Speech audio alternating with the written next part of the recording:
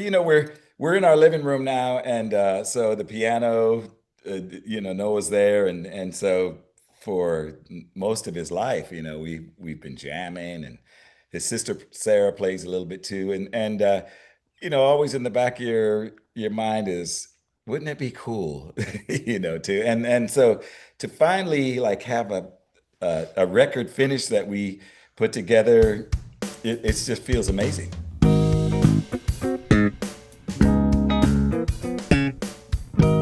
Hi, and welcome to ForBassPlayersOnly.com. I'm John Liebman, and I help people, mostly people over 50, who want to learn to play bass but haven't gotten very far with it yet, or at least not far enough. I have an amazing interview today, Nathan East, with a surprise guest, his son Noah East. I wanted to talk to Nathan about the album that he did with Noah. I didn't know Noah was going to be on the interview, so that made a great interview that much greater. And we're going to get to that interview in just a second. But first, if you've ever wanted to play bass, you should know that right now there are thousands of people inside the For Bass Players Only community. A lot of them in their 50s, 60s, 70s, even in their 80s. And you know what they're doing? They're learning bass. They're having the time of their life playing music that they love. Come join them and experience that incredible transformation for yourself. As I always say, you're never too old to groove. So let's play bass. Nathan East is a legendary bassist known throughout the global music community. In addition to being a founding member of the contemporary jazz group Foreplay, he's toured extensively with music superstars Eric Clapton, Kenny Loggins, Phil Collins, Al Jarreau, and his career in the studio has also amassed more than 2,000 credits with countless music icons, including Whitney Houston, Elton John, Madonna, Beyonce, Lionel Richie, Michael Jackson, Stevie Wonder, Quincy Jones, Barbara Streisand, Daft Punk, and the list just goes on and on. With two solo records to his name, Nathan's most recent release is a duo project called Father Son, alongside his son Noah East, which came out in May of 2025. And recently, earlier in 2025, Nathan was honored with the 2025 San Diego Music Awards Lifetime Achievement Award. Here is my interview with Nathan East and Noah East. You're gonna love it. Hello, guys. Hey, John. Hi, John. How are you? Nathan East and Noah East. I got to tell you, it's just awesome. I feel like I have seen you at Bass Player Live and maybe a NAMM show when you were a lot younger, and I see you get just a little bit older every year. And now your dad and I actually talked about you in the last interview. I can't believe that was at the Kala booth. It was in 2017. I can't believe it was that long. And I did make a comment because you were on your dad's second record. It was called Reverence, I think, right? Right. And you were also on the first record. And I said, he said on the first record, he said, you ready, Dad? And then on the second record, he says, you ready, Dad? Time And flies, man. yeah, and now, okay, so this record is Nathan East and Noah East, right? Right. Yes. Okay, father, son. Father, son, yeah. Yes, and I have been I listened to it several times as recently as my morning walk today. Oh, is it on vinyl too? We just spoke with the vinyl people, and we're working on that coming out soon too. Oh, that's great. That's great. Well, well, let's talk about it. How did this come together? Whoever wants to answer, is this something you've been thinking about, talking about, planning? How did it come together? Well, we're in our living room now, and so the piano, Noah's there, and so for most of his life, we've been jamming, and his sister Sarah plays a little bit too, and always in the back of your mind is, wouldn't it be cool, too, and so to finally like have a record finish that we put together, it just feels amazing. Sounds amazing too. Thank you. Uh, We had the pleasure and the benefit of one of our dear friends, Mugi Canazio, who's Yeah, top engineer and producer. And so we were able to connect with him and go into East West Studios. And that combination of engineering, studio, and then the musicianship and everything, we really feel, you know, proud of the way what we came up with. the production is great, really easy on the ears. Thank you. So was this I hate to say the old-fashioned way where everybody is actually in the studio, so no sending files online. Not that there's anything wrong with that, but there's something Right. nice about being in a room with the people you're recording with. So Yeah, that's there's a magic that you get that you can't really capture that same kind of spirit sending tracks and files absolutely. over, and so yeah, everything you hear is live, and we booked about 10 days, and so it's almost like start to finish, that you like doing a set, and some of the takes were even before we were just rehearsing, running it down, but Moogie hit record, and like so like take zero ended up being what ended up on the record. Yeah, I've heard of that happening before. Glenn Hughes was telling me he was doing like a scratch track with I think it was Jason Bonham and I don't know who else. And he says, "Okay, we got it. We're ready to record now." And the engineer says, "You just did record." Right. Wow. I Oh, love that. yeah. Well, how Yeah. how did the tunes get chosen? You got a nice variety there.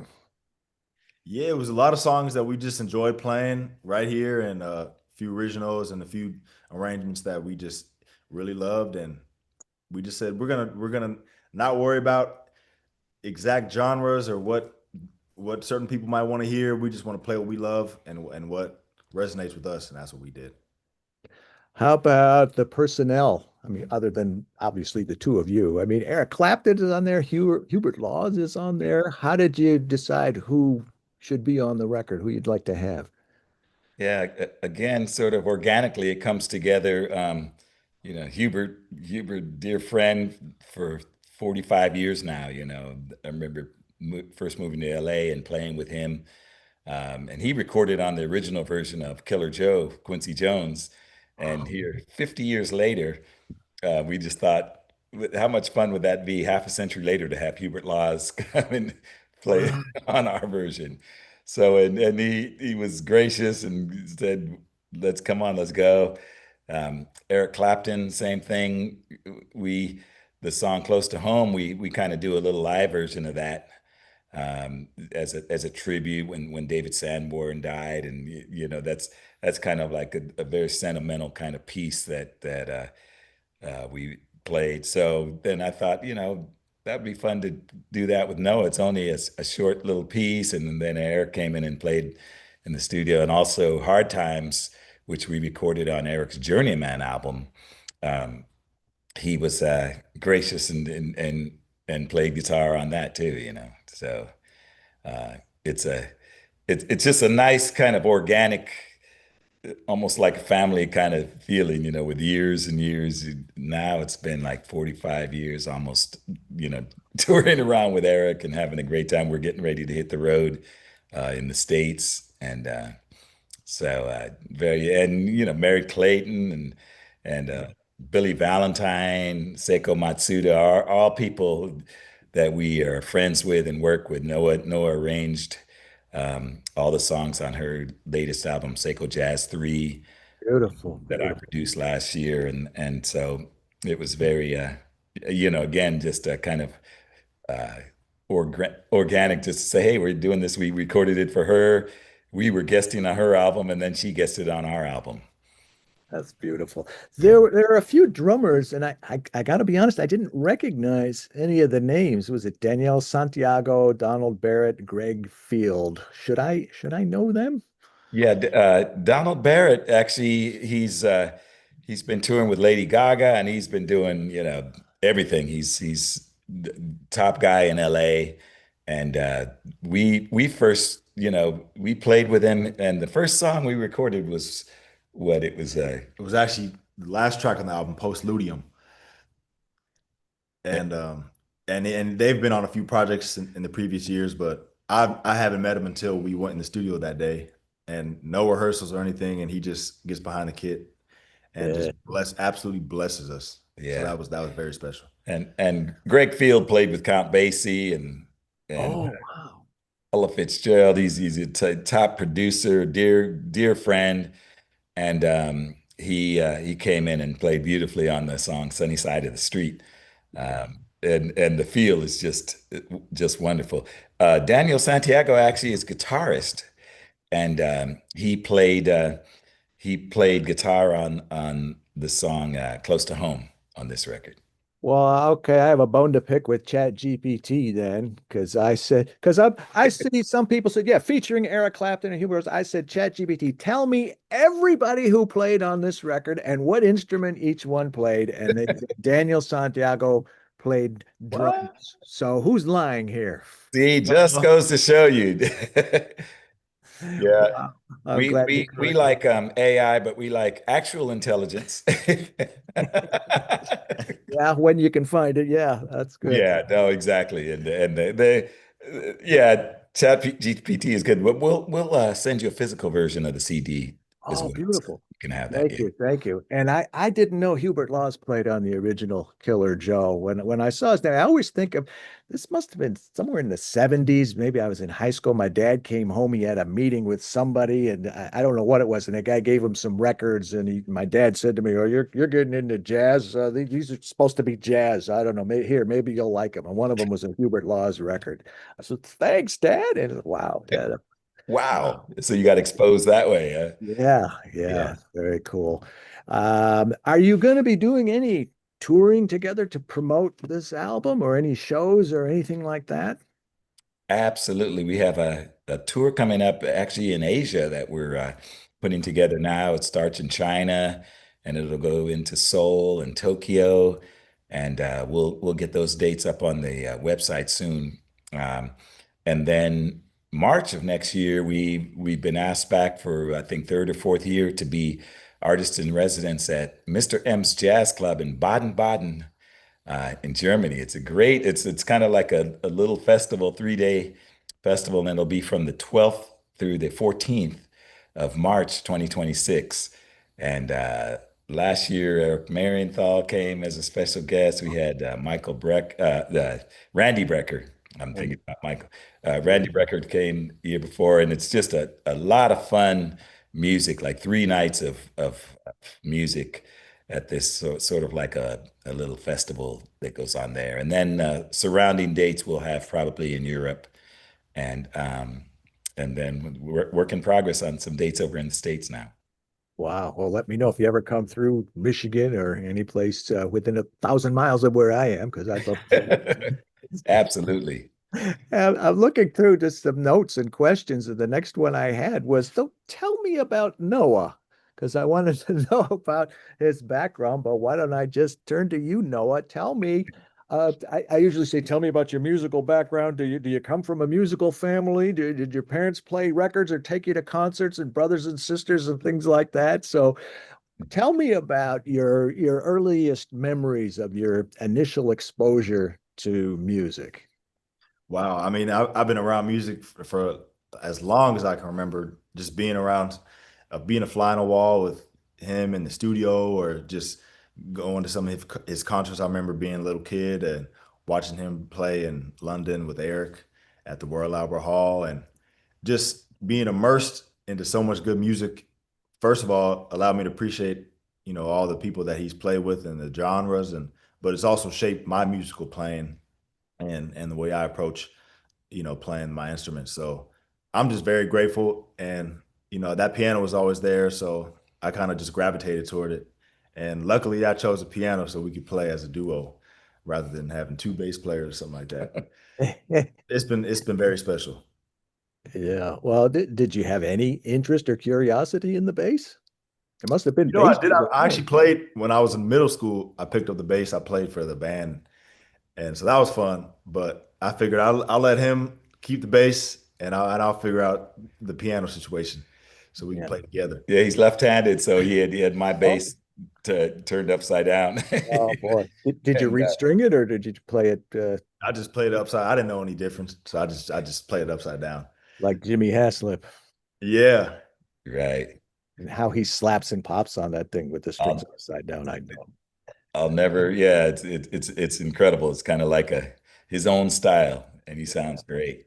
Well, the fact that you're left-handed, does that ever make it more difficult for you, Nathan, when you guys jam? And the piano player's left hand, sometimes they get into places where bass players don't want them. And Hey, stay out of there.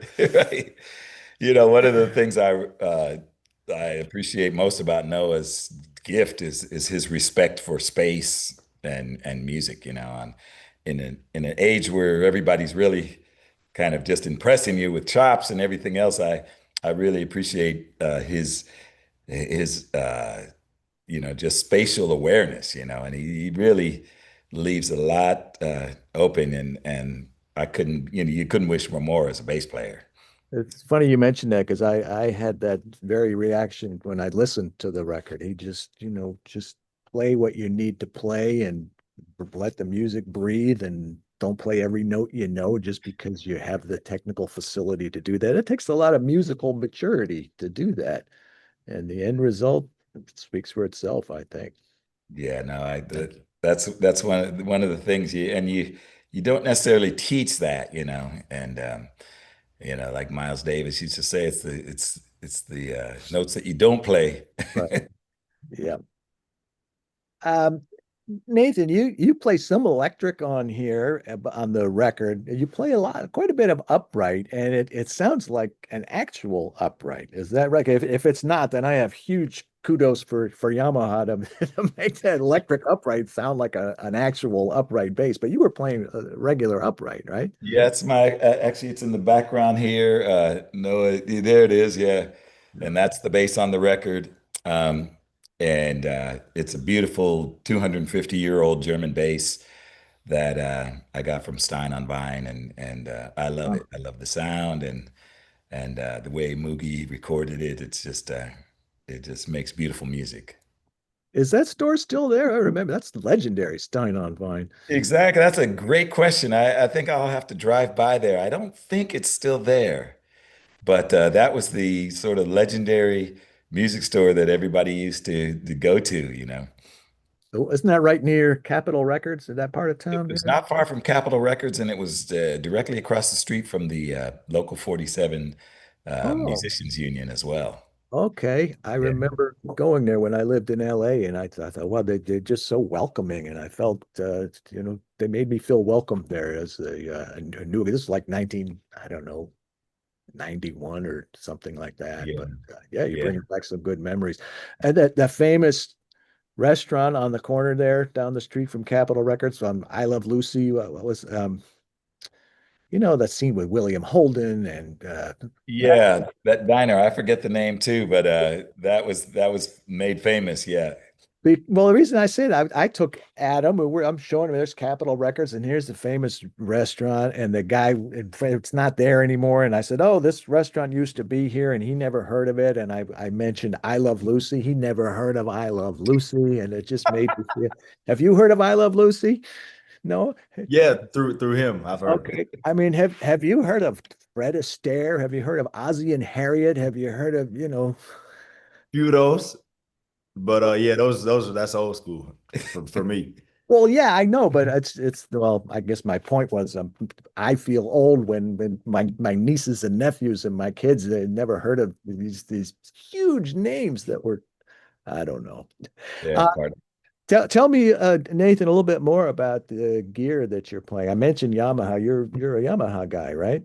Yeah, for like 40, 44, 45 years now, And so yeah, I'm using my Yamaha's BBNE2 signature bass on the record, and that's my go-to bass for everything.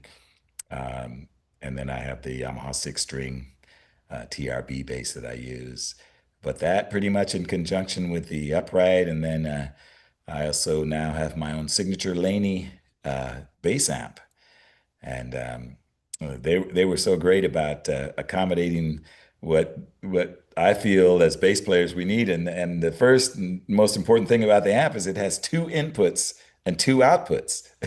So most amps we use only have one, so now I can have my upright plugged into one and my electric in the other, and just a step on a foot switch between the two of them, and the engineer out front has a direct feed from each one individually, and pre and post, and all kinds of good, and it sounds beautiful. So a little shout out to Laney Yeah. Amplification. And what kind of pickup do you have on your upright? Yeah, that upright is pickup is a very special one made by Carlos Juan, and he made that for me as a birthday present. Bless him, and sent that to me, and it's just absolutely the best upright pickup I've ever used. And it's called a VIP, and Oh, Carlos Pickups is his handle for his Instagram and everything. But he makes pickups for a lot of guitar players. Al Di John McLaughlin. I think he's did a lot for George Benson. I think he's made some for Eric. And so it's a great pickup, though. I love it. I'll have to check that out. I'm not familiar with it. Most people say Fishman or David Gage, Realist. You know, Right. I'll send you some information on him. It's really, really great. And he actually just came out with a new book, and sent one for Noah. And Noah's in the book. So, oh, yeah. congratulations. That's wonderful. And then one more gear question. Your it sounds like your strings are new strings. I don't know how many people can pick up on that, but they sound great. What kind of on the upright and the electric? So Yeah. I don't know how new they would be on the upright, but what kind of strings do you play, Nathan? The upright are the Tomastic strings that, I think Yeah. most uprights, and I've been using those for years. But I use the Jim Dunlap uh, Super Brights on the electric bass, and the steel strings. And I love those strings. Yeah. They're wonderful. I like those too. Um, I don't want to make this too bass heavy. I'm not forgetting about you, Noah, but maybe you can Oh chime no. into this next question as well. For bass players only is really a bass instruction site, and the people that I'm attracting tend to be mostly men, although we're getting a fair bit of women. But most of the people are in their 50s, 60s, 70s, 80s. I've got students in their 80s. Wow. And I didn't expect that. I thought I was gonna get like the 20-year-olds or the but I guess people relate to me because I look like an old guy. I don't know. But they're not they don't want to be professional musicians. They're not looking to tour the world playing sold out arenas to their adoring fans. They want to play some classic rock riffs with their buddies. They want to play some blues shuffles, maybe a little funk R&B. Some are into walking, a few of them are into slapping. And some of the things that happen to us when we get into our 50s, 60s, 70s, 80s, are things like arthritis and tendonitis and shoulder pain and maybe recovering from surgery. And I'm not trying to paint a dire picture here. I'm just trying to give you a context so we know who we're talking about here. Uh, Nathan, let me start with you. What kind of advice could you impart to somebody like that who wants to learn to play bass? Because I remember when I was like 16, 17, my goals were all wrong. I'm trying to play Stanley Clark licks and I'm trying to do, I don't know if Jaco was even that well known back then, but I remember sitting on my bedroom floor transcribing Jeff Berlin's Joe Frazier, and I just wanted to play flat, fast and flashy and all that. And it wasn't about laying down the groove and locking in with the drummer and making the music feel good and those kinds of things. So what should these people be thinking about as far as goals or what they want to accomplish, or what should they have in mind, Nathan? Right. Well, first of all, I think they've come to the right place in coming to you for wisdom, which you bring a lot to the table. And my sister, she was caregiver for a 95-year-old lady. She came to one of my bass clinics and said, "Is it too late to start learning how to play the piano?" And it's never too late. And she started playing piano. I think it added years to her life. She made it to 100. And I think these are the things that are really part of your soul, part of your existence. So like first of all, there's no age limit. you can't be too young or too old. I feel like, I was 14 when I picked up the bass, so I mean that's not like he was 4 or 5 years old starting piano. But 14, relatively, it's not real early.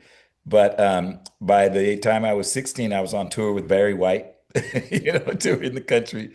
And it's one of those things where I think, especially the bass, where those tones resonate. I just think either age is perfect for it, and they as long as they're, online, like checking in with you or some of the many, many, um, you know, educational kind of sites and or what have you that they just show you what the notes are and you can get a lot of enjoyment, just even if you're sitting there playing in your living room, which to me is where everybody starts and I think it's good for the soul. You mentioned something. One thing actually surprised me at first, and then it wasn't as much a surprise because I kept hearing it more and more. But the number of people who are actually content to stay in their living room or in their bedroom and just close the door and just practice and learn stuff and build technique and learn to groove, and they're not necessarily aspiring to get out and perform and play with other people. Does that strike you odd at all? Not at all. I think with music, it's everything from A to Z, whether you want to go in there. I mean, my wife, his mom, Anita, is a pediatrician, and but he's teaching her a little bit of piano, and she just loves putting her hands on the keys, and then some music comes out, and it's something completely different to what she spent, probably more than a dozen years of her life in the medical, like preparing to be a pediatrician and save lives and treat babies and then but she sits down at the piano and gets a lot of joy out of it. Now she's never going to want to play in front of anybody, but um, she gets a lot of fulfillment just out of being able to sit down and get through a song. And Noah actually is a pretty good teacher. Well, that's great. I'm going to come to you in a second, Noah, but you reminded me, Nathan, of a couple of things when you said you were 14 and then when you started playing in 16 when you played with Barry White. I first heard of you. I don't even think Bass Player magazine was out. I was reading a Guitar Player magazine, I think, in my Miami years, and there was an article about some hot 29-year-old bass player named Nathan East. And one of the questions that they asked you, like, you're reading, how do you learn to read so well? And I remember your answer. Tell me if this rings true to you or if it rings a bell. You said, just learn the rhythms, take care of the rhythms, and the notes will take care of themselves. And then it said laughs. Does that sound like you, like something you might have said? I do remember that, and I do remember Guitar Player, those episodes and series that they had. And you know, first of all, when you're looking at a piece of music, you'll see notes and rhythms, So for me, you got to figure out which rhythms, and a lot of the rhythms they end up showing up a lot of dotted quarter note to an eighth, or Yeah. uh, dotted eighth to 16th, So you get familiar with what those rhythms are, and then so now all you have to do is get the notes, whatever that is. But yeah, that I was able to, and obviously from my years at UC San Diego and studying contrabass with Bert Turetsky and Oh, having a lot of pieces that were, fairly difficult. Um, you want to make sure your eyes are in good shape for when you hit LA and they're throwing jingles in front of you and in movie scores and Gene Page used to write every bass note, all these beautiful songs, and I used to work with him a lot. And I'd go look at his parts, and there's no chords, just a sea of bass notes. And he was a big fan of James Jamerson, as we all are. So he would write in that style, and so really it was kind of like my rite of passage, to get through those Gene Page charts, and wow. the 6 and 7 page long, some of them. Yeah, 6 or 7 page long. But when I played a show, if I knew the music, I didn't get nervous. But you know what used to scare me to death? Making the page turns. Right. You know, the simple thing like that people don't think about, but there your hands have to be here, and then you have to go over there and turn. And of course now you have the iPads charts, and you can change pages with the foot pedal. You know, Well, yeah, wow. Sometimes it's a book, and sometimes it's just folded just right. And I used to play at the right. Copacabana a lot in Miami, and there was this Latina singer, Angela Carrasco, and it was great charts. And there was like two bars at the bottom of the page, and she went, Yo dejé mi corazón que solo vive. How long was that? A second? A second and a half? In that time, I had to fold this over, pull this over here, take this over here, and then jump back and go doom, doom, doom, doom, doom, boom, boom, boom.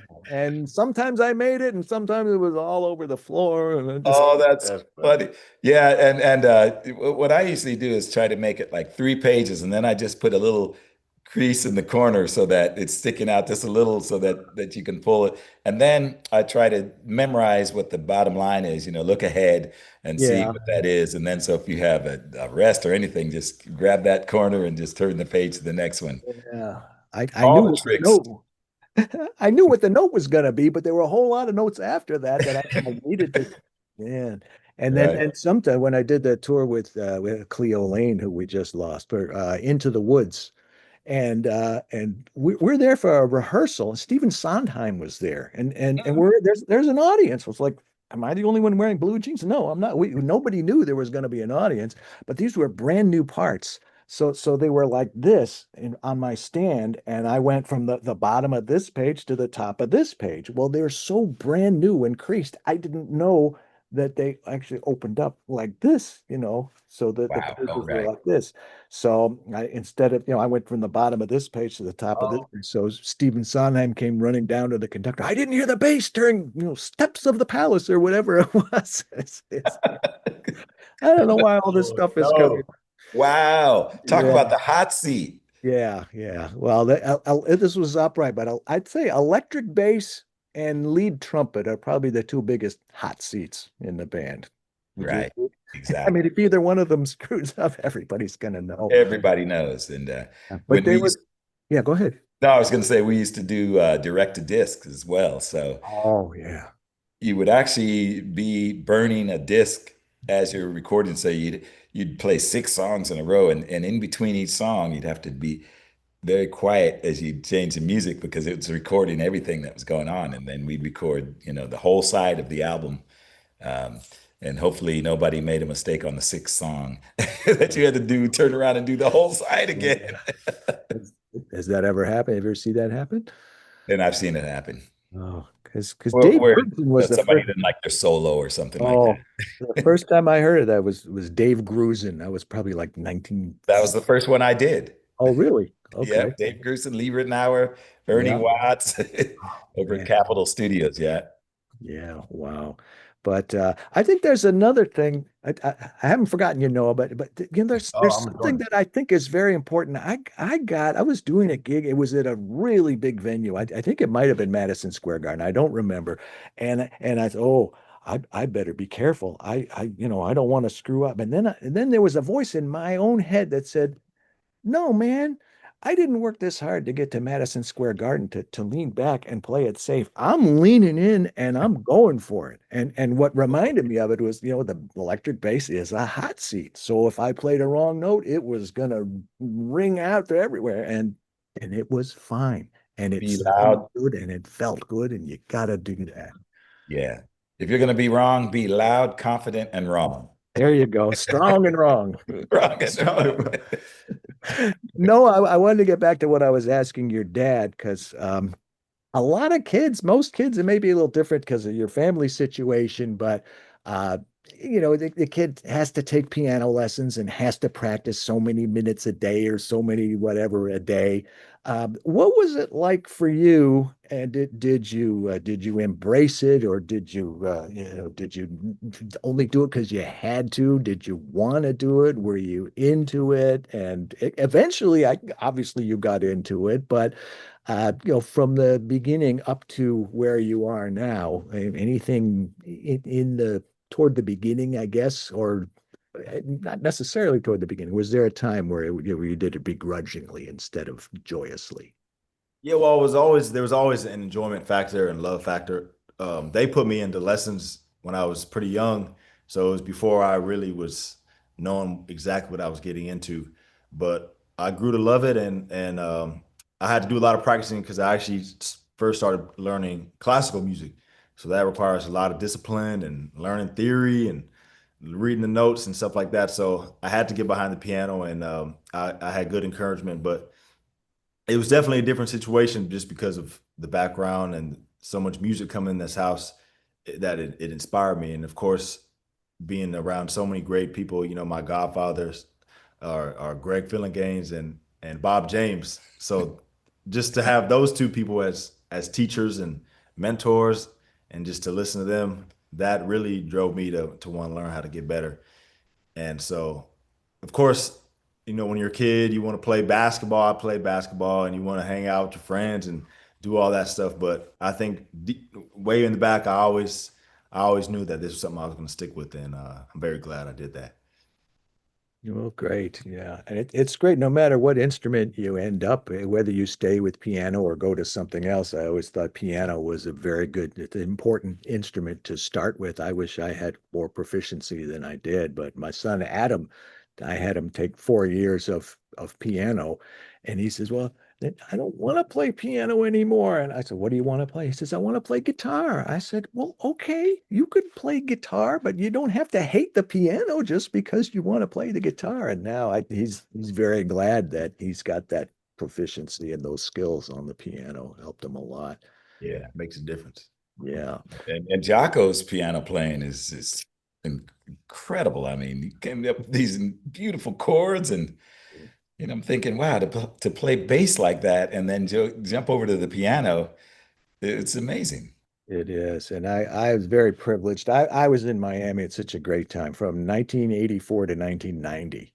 So Jaco was in Fort Lauderdale, not that far away. I'd go to his house, and I was Oh, jamming with him in his living room, get and out! Come oh yeah, on, really? yeah. And I remember I asked him. I said, I read somewhere that I think we were sitting on the floor, and I said, you took a year off from performing just to practice. I said, Jaco, what did you practice? And I'll never forget. He just looked me right in the eye and just kind of shrugged and said, nothing but scales. And then he played a C major scale really slowly. He was playing why this stands out in my mind, I don't know. He was playing a fretted bass, but his fingers were so close to the frets, it was as if he was playing a fretless bass. And he just Mm. went boom, boom, boom, boom, boom, boom, boom, boom, real simple like that. So, it just Yeah. it really stood out in my mind. And he put on the heavy weather report, weather report, heavy weather record. Yeah. He was telling us stories the whole time. Oh, when this happened, and then there's a part in, I think it's in Teen Town, and he does a thing on the bass where it goes ba no no no no no, and he goes, "Aren't you glad you used dial?" Remember that commercial from? Yeah. Oh, yeah. Come on. Oh yeah, and what reminded me was he said, I want to play you this song I'm writing for Wayne Shorter's mother," and he went over. I guess it was an electronic keyboard, maybe a Rhodes. I don't even remember. And he played, and I'm thinking those chords, those voicings, they sound just like Jaco. It was surreal. Wow. Yeah, he was. Wow. Incredible.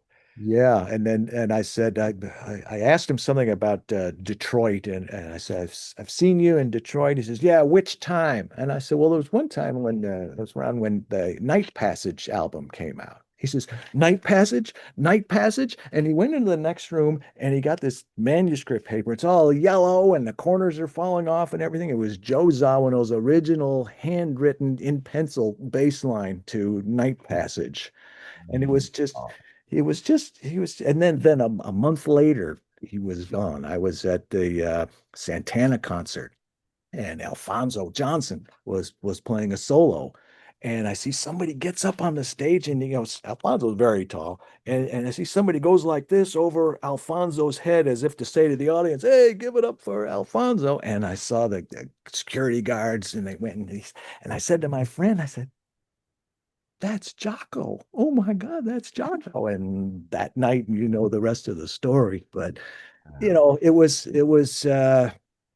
it was that time when I was in Miami from 84 to 90. And, some of the things that you're telling me are bringing up these deep memories that I have. But it was just Oh, incredible.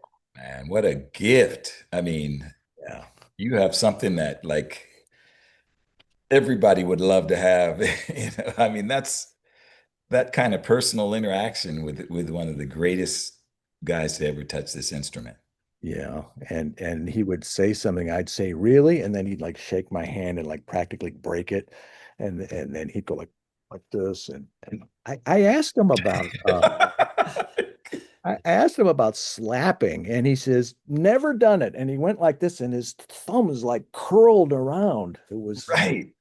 Yeah, it was, He was born to play bass, born for that instrument. you know, And yeah, everybody remembers where they were when they did. Have you heard this guy Jaco? And he was playing Portrait of Tracy, and he made the bass sound like a Fender Rhodes, yeah. these harmonics, and I, yeah. I've asked Alfonso about what happened, and he said, "Yeah." He says Carlos talks about it once in a while, not very often, but he said Jaco hung out with us all day at that, the day before that Santana concert I was talking about. He hung out. We had such a great time. And Alfonso said the last thing I saw was when he was hauled away, and I don't know if it was a police car or some vehicle. And he saw him in the back seat through the window, and that was the last time he saw him. So I did Wow. get to hear Yeah, that but firsthand. Marcus Miller had that story about Jaco calling him and saying, "Hey, you ready for your lesson? I'm in room 455." And they were in the same town or something. You're asking Marcus Miller, "Are you ready for your lesson?" Oh, jeez. Wow. Yeah. I might have heard that story somewhere. I don't know. But yeah, that's wow, one of a kind. Yeah. What about the future, guys? When you were talking earlier, Nathan, about you were talking all the way into next March, and then when you're promoting a tour or performances that far in advance, I gotta ask, is there something percolating about a follow-up record or another compilation? Or talk to me about that, because Absolutely. you're both nodding. Yeah. Yeah, of course. We're just gonna keep continuing and playing, writing more music, and keeping the ball rolling. But we've been having a lot of fun, sharing it to the world live. It's been nothing like it. Yeah. And this is a unique opportunity because we can go out and play as a duo, which we did at there was a venue in what was the town? It was Augsburg. Yeah, some small cities in Germany that we went to, and we just played duo piano bass for the first time, no drummer, and that was pretty special. Yes, it was just very magical. A place that was kind of like a combination of church and Carnegie Hall. Beautiful acoustics. So just acoustic bass and piano, you know, Uh, and it was just magical. And the audience was very attentive and standing ovation at the end. And we thought, wow, just two guys, from bringing these songs from our living room to the other side of the world, and very, very special. It had that, definitely Keith Jarrett, Charlie Hayden, Bill Evans, Scott LaFaro yeah. kind of spirit and energy. So we love that. And then, when we add Donald Barrett, it's a beautiful trio. We've been playing around Southern California, doing some of those, and then we add guitar, and then we have a few friends. Our single "Reminisce," Jack Lee from Korea is playing guitar on it, and we're going to be touring in Asia in November. So we love the configuration that it starts. This is the foundation: bass and acoustic bass and piano. Beautiful. I could go off on 100 tangents, so I'm going to try to stay in control. But talk to me a little bit, Nathan, about playing a, well, I guess both of you could chime in on this, but I'm thinking more from the perspective of a bass player playing just bass and piano versus, also having a drum. I'm reading a Ray Brown biography right now, Ooh. brand new. The guy's name is Jay Sweet, and his people reached out to me and you want to publicize this. I said, well, I got a better idea. Send me the book. I'll read the book and then I'll interview the author. But I'm writing, I didn't realize how much Oscar Peterson and Ray Brown did with just the two of them, so much. But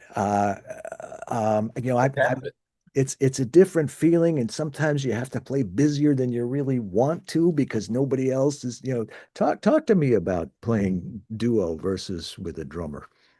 Yeah, I mean, and I think the first second song on the album is Noah's song called Utopia Noah, which I named. Is that the one with all capital? I thought the one had yeah. I Yeah, was gonna say, help me out with this title because the word piano is in there. Is just a coincidence or what? It was like just a US. coincidence, you know. Okay. And I'm I taking letters inside out. What does this mean? I'm glad you mentioned that. Okay. yeah, and it's kind of the essence of the way this project started, just upright bass and piano, and Noah came up with this beautiful song, and I asked him if I could name it. So, the word utopia came into my mind, and then Noah, and I put those two together. But then I didn't realize that piano was in the middle of those words. So, and that song is pretty much the essence of what we do as a duo. Where the melody and everything, we both play. Um, it's just a composition that lends itself perfectly for the duo. I've got a better question for you, Noah.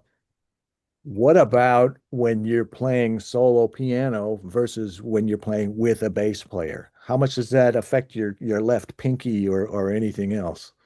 Yeah, it definitely requires it's a lot more freedom, but it definitely requires you to use the left hand and a lot more voicings and everything. But when we were doing those shows without a drummer, it's great because of course when you're playing with a group, there's form and there's we got to go to this section at this time. But when it's just us and he's so great at matching whatever I want to do, and so it's complete unlimited possibilities, and we could take it anywhere harmonically and throw in some new stuff, and it's just so liberating to be able to do that. Yeah. And do you do a lot of solo stuff as well? Not a lot of solo gigs, which that's something I would love to do down the line. And right now, more duo and trio stuff. But that's definitely something that I would love to get into solo, especially now that I've picked up the organ. That Yeah. that can stand on its own, and that's my favorite instrument. So definitely in the near future, doing some solo stuff on organ is something that I would love to do. What about when you two are doing shows with just the two of you? Is there a spot where each of you has his own thing, or is everything both of you? Yeah, definitely. Would definitely highlight some bass stuff, highlight piano, and both instruments are perfect for standing out on their own. So I think both of us are featured uniquely in those capacities.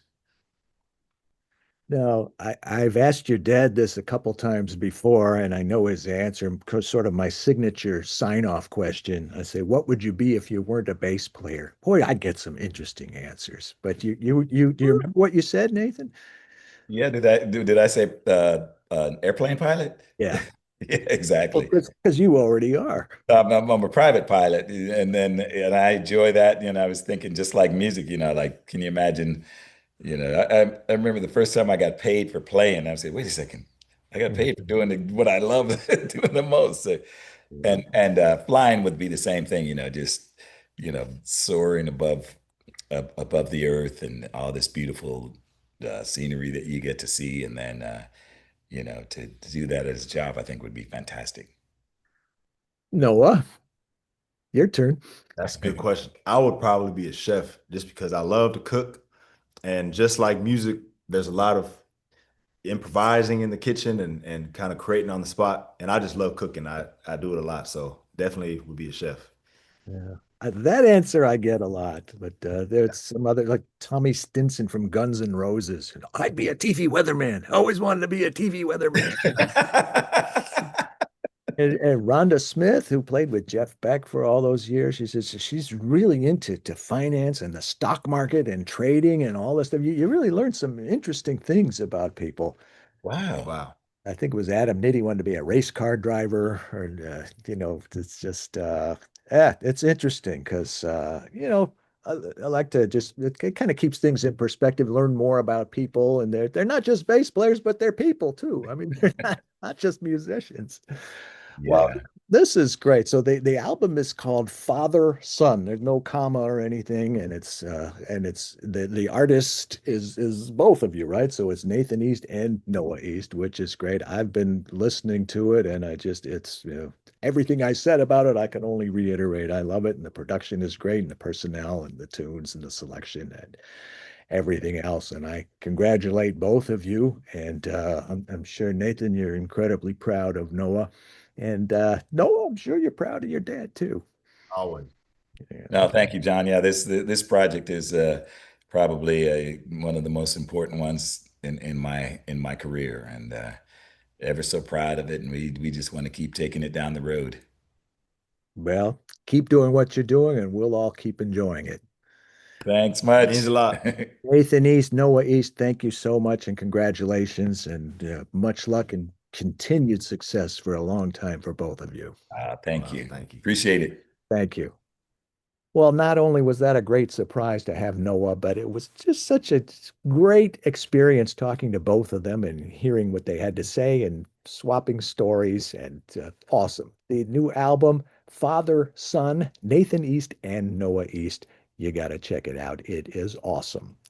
If you've ever wanted to learn bass, you should know that right now there are thousands of people inside the For Bass Players Only community, men and women in their 50s, 60s, 70s, and even 80s. And you know what they're doing? They're playing bass, they're having the time of their life, playing music that they love. You need to come join them and experience that incredible transformation for yourself. As I always say, you're never too old to groove. I will see you right back here next week, same time, same place, with another bass player interview. In the meantime, I'm John Liebman. Let's play bass.